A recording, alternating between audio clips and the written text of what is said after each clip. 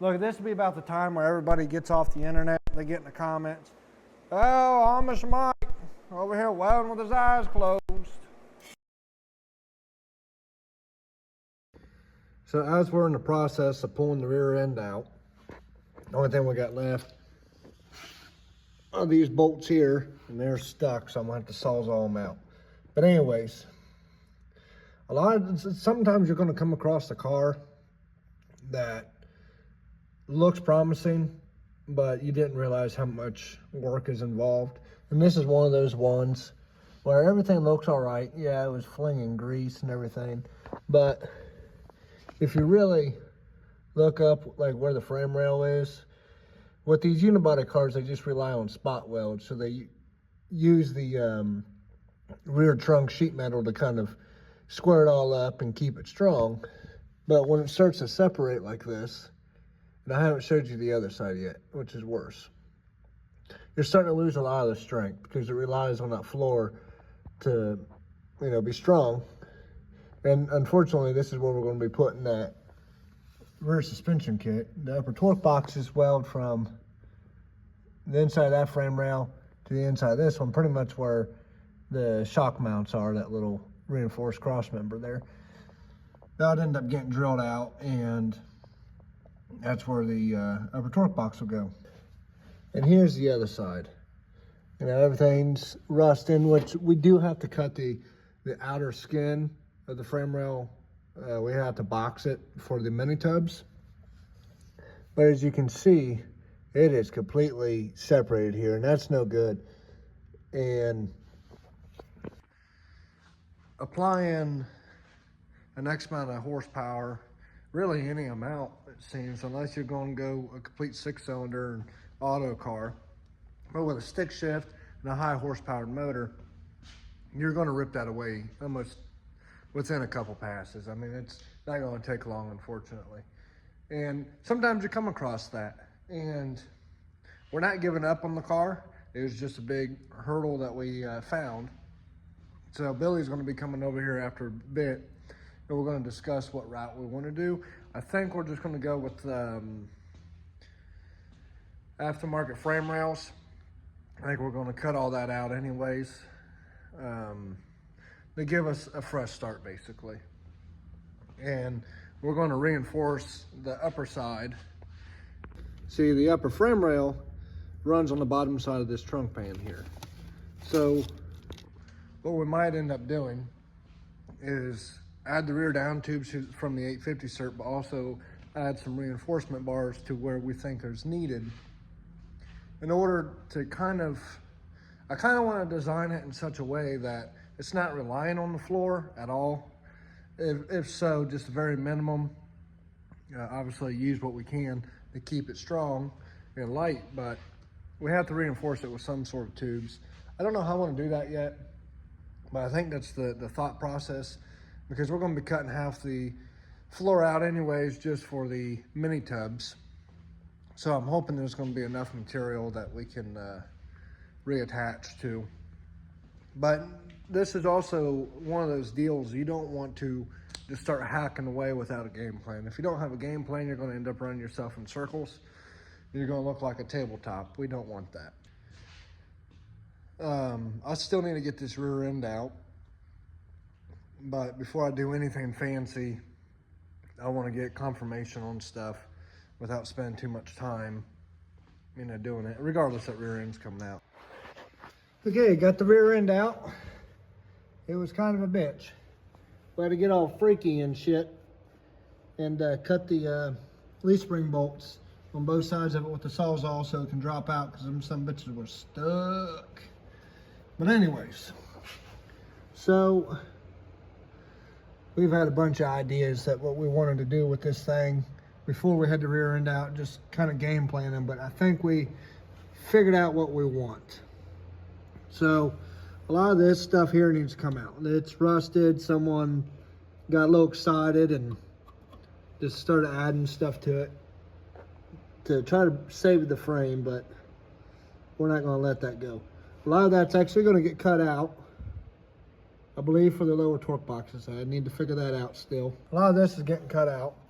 all the way through here for the Detroit mini tubs. These are the Detroit Speed new frame rails. That's going to kick it out and stuff away. See, we're going to end up cutting it and it's going to be kicked away, which is great. We're getting rid of a lot of the bad stuff altogether. That's what I'm happy about. Don't really have to stress too much because we were going to get all freaky and make a bunch of frame rails and stuff for it, like a 25-2 style, but we don't have to get that fancy because he still wants to keep it as a street car. It's going to get an 850 cert cage. I'm currently getting all these brackets and stuff removed from the wheel well. So there's some spot welds like right there. You can barely see them, so a lot of times if a wire wheel can't take it off, I use a scale, a needle gun, and I beat the hell out of it. And then I hit a wire wheel. It helps break up all the loose shit or all the stubborn stuff.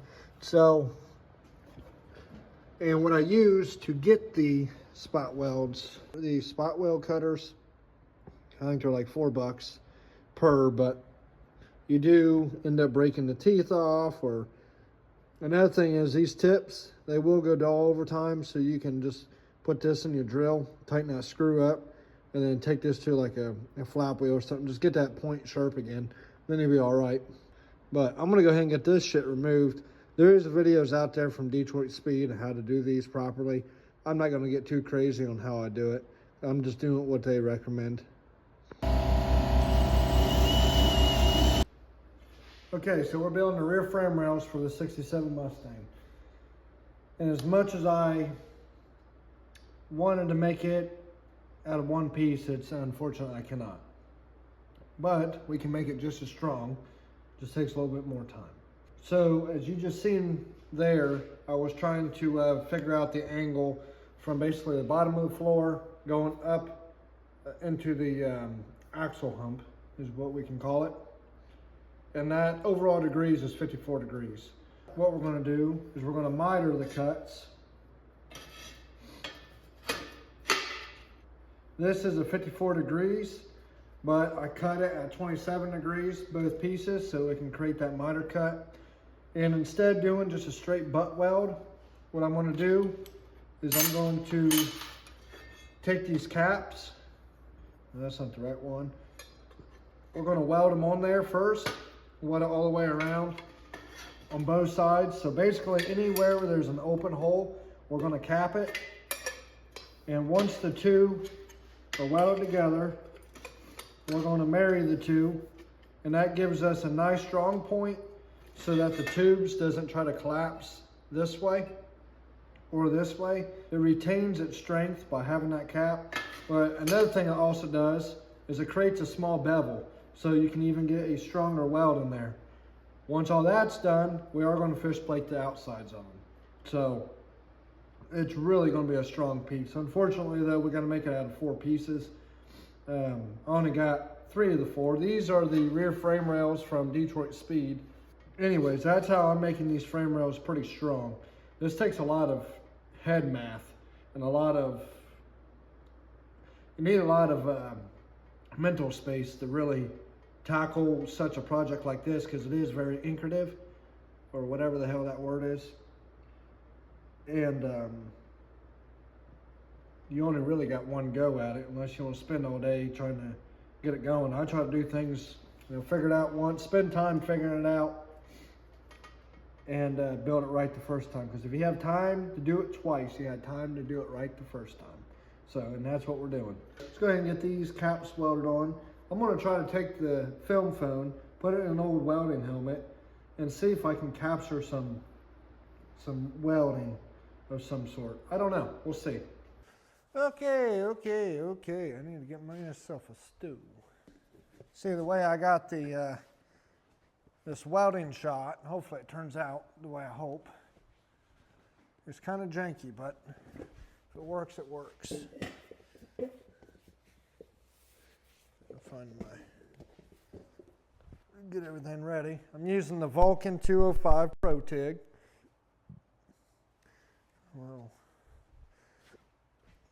I'm using a 3/32 tungsten setup with a number 10 Jazzy cup from Furick.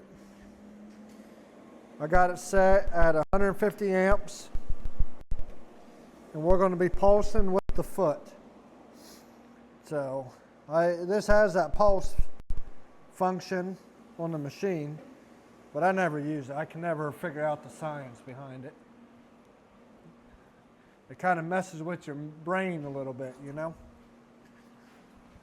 We got a total of 4 caps we got to weld on these 3 pieces. Actually, we should have 5. I got to cut a 5th one to go here, but we can do that here in a minute. Go ahead and do it now. Another thing I do for preparation for getting the caps and tubes ready is I have a little flap wheel for the bench grinder that's also from Harbor Freight to polish it up, basically, get all the mill scale off of it. Makes it a little easier to weld to than welding through all the grease and grime and all that good stuff. I'm using 16th filler wire, the old brazen stick. Now you could theoretically fuse these. I'm not one to diffuse these caps just because fusion's really not that strong. You're just melting base material. I'm going to try to add it because this is a pretty critical part. But we will fuse tack.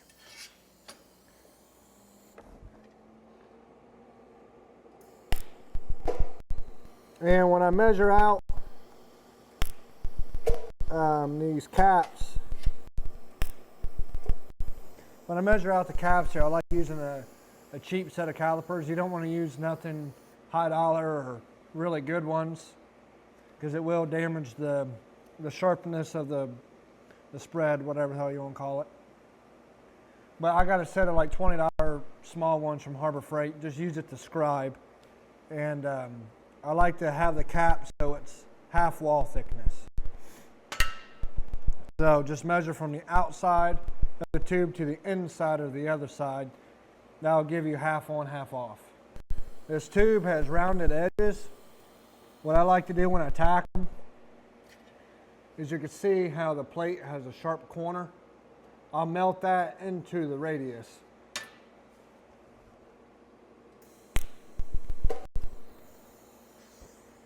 I mean, see what happens when you just tack the corners? It kind of blends it into the radius of the tube. And it's more material, so when you go to fuse tack it, you're actually melting that whole corner into the corner.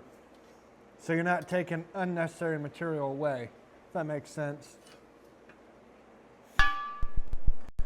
It's very confusing for me to explain what I'm doing when I'm in the mindset of trying to build it. That's why I'm not very energetic right this minute. Not to get too crazy, but I tell you what, I look forward to Wednesdays because I have a little brunch with my pastor and we'll just talk about, you know, the good Lord and some good stuff like that. The Lord is great. So like I said, we're set about 150 amps. I'm going to pulse with the foot, 332nd tungsten with a number 10 Jazzy cup, 16th filler wire at 70 S2. And we're just going to buzz it up. Like I say, you don't want to get too fancy with trying to make it look pretty just because it's going to get ground. Yeah, just get in and get out. That's all you need to do with these. We're not building a science fair project.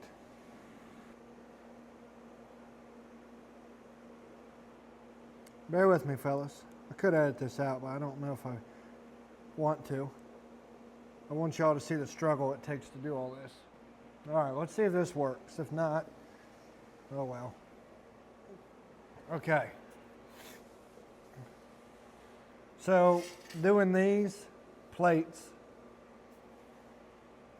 I like going on the plate side and kind of, I'm just slightly below that V, more onto the plate than I am the tube, because I'm trying to get some of that stuff to melt up in there.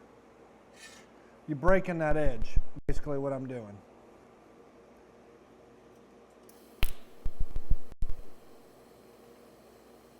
About in between the edge of the plate and the V of the tube, or the V of that joint. Just trying to break that edge. Then I have the filler wire sit in the V. If anything, I'm just slightly biased to the tube.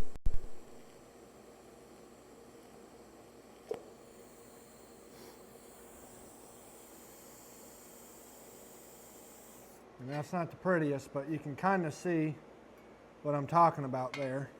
How I broke that edge over. It makes it for a nice fit and a nice valley for the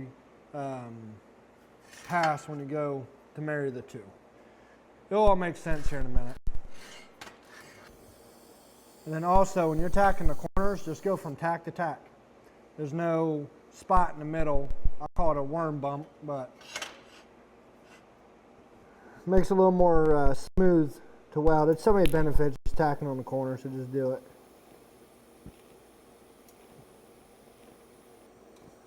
I'm sure there's someone going to be in here, well, I didn't do it that way.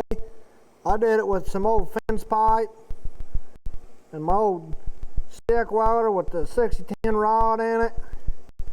I did it out in the middle of a cornfield underneath the tarp tent. Yeah, buddy. That's good for you.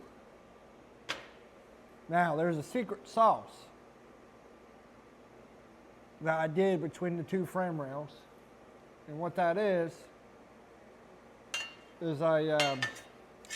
I don't like seams. So they are mirrored, so the seams on both frame rails are facing inside the car. So you can't see them from outside the car. The only seam you see is the ones from Detroit Speed. I have no control over that. I don't like seams. They're just ugly. So I'm going to give you an example. This isn't cleaned up yet. But when you go to and you butt them together, you see how aggressive that sharp edge is? It's going to take a lot more effort to get it to burn in nice and smooth. But if we flip it over, and once you clean it up, look how nice and rounded that V is. You have a lot more control, and you don't have to take as much heat to burn it in properly. I don't know if I mentioned, but I'm making the, this is 2x3 rectangular tubing, 1/8 inch wall, and I'm using 1/8 inch plates. Look, this will be about the time where everybody gets off the internet. They get in the comments, oh, Amish Mike over here welding with his eyes closed.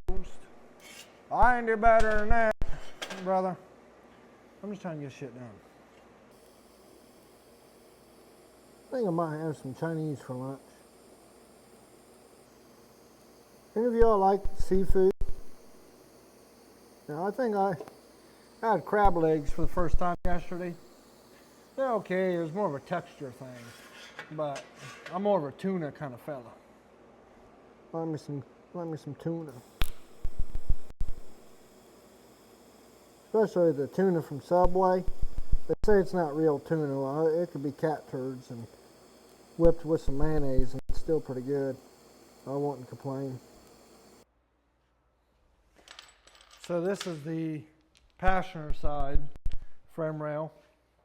You can see how the seam is all together, so the other one will be mirrored for the seam to be facing inwards. Now, I am building basically a small jig on this fixture table. That way I can put the driver's side, clunk it where it's supposed to be. And I am using the Harbor Freight fixture table.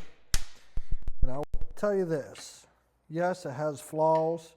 It's only $180 when something like this, a professional one, costs a couple grand. But I like buying Harbor Freight stuff. One reason, well, two reasons, is I like to see if it's worth it before I tell anyone to go get it. And two, Harbor Freight's right down the road. But for 180 bucks for a fella in his garage, this is a good table to build some stuff off of. And I mean, crying out, I'm building frame rails off of it. And it is pretty, it has a little bow to it, but honestly, it's not bad. I did put casters on mine, that way I can wheel it around. So that there, isn't as strong, but still. So anyways, I'm blocking it up so I can put the driver's side up here. The way it's the same. Go ahead and set up our piece here. Now, this table also comes with these clamps. Oh, Casper. My helper decided to show up today finally. He took a long vacation. Good old Casper.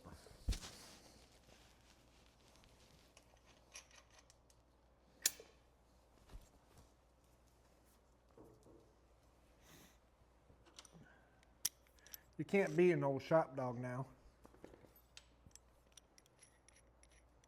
Got some of that leftover Chinese food. Is a frozen bag of orange chicken, some home cooked rice, and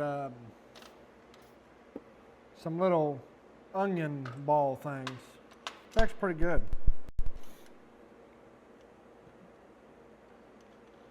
Leftovers taste different when you eat them away from home.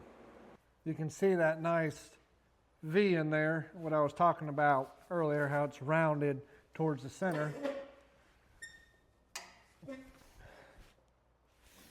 Alrighty, we are going to end up using all 150 amps for this joint. Make sure yourself's comfortable.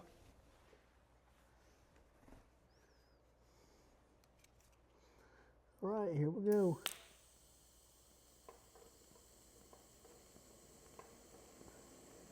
When I'm pulsing, you can kind of see where the previous dab leaves a crater on the end.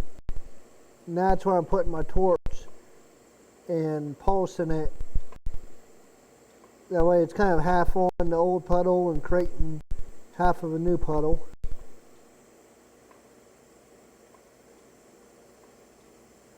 And then as I'm going down with my pedal, I'm putting rod in there.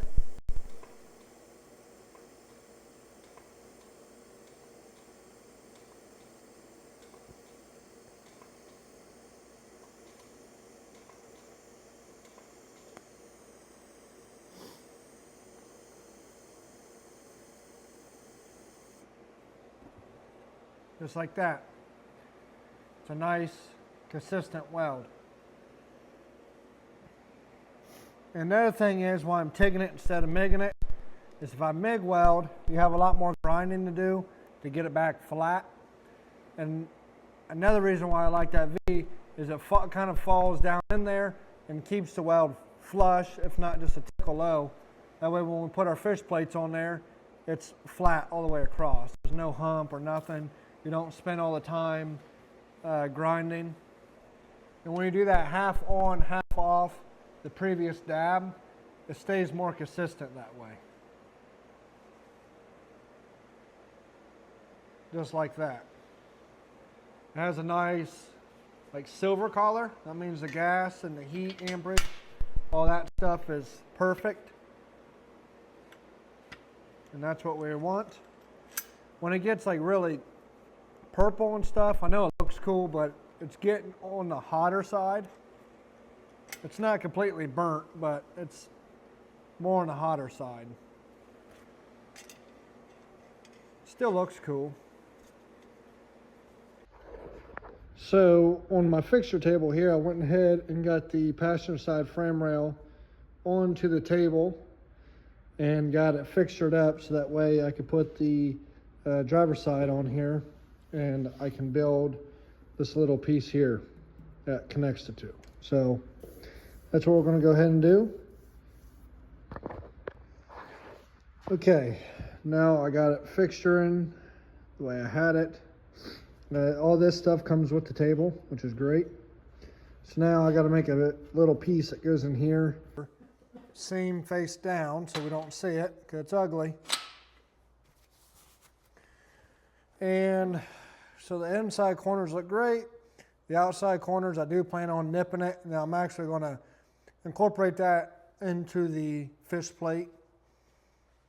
So, but we'll weld everything first and then cut it down.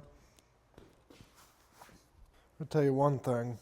I feel like a hippo that just swallowed a damn porcupine. I think I'm getting the damn flu. But I need to finish this frame rail. I'm going to try to get this video out today. Right now I'm putting on the fish plates. I poked some rosette welds in my plates. That way I can weld the center of it so it doesn't try to pop the center out. I don't know what the hell happened, but I put a curve in it for this transition here, and I wasn't intending to do that, but it don't look too bad actually.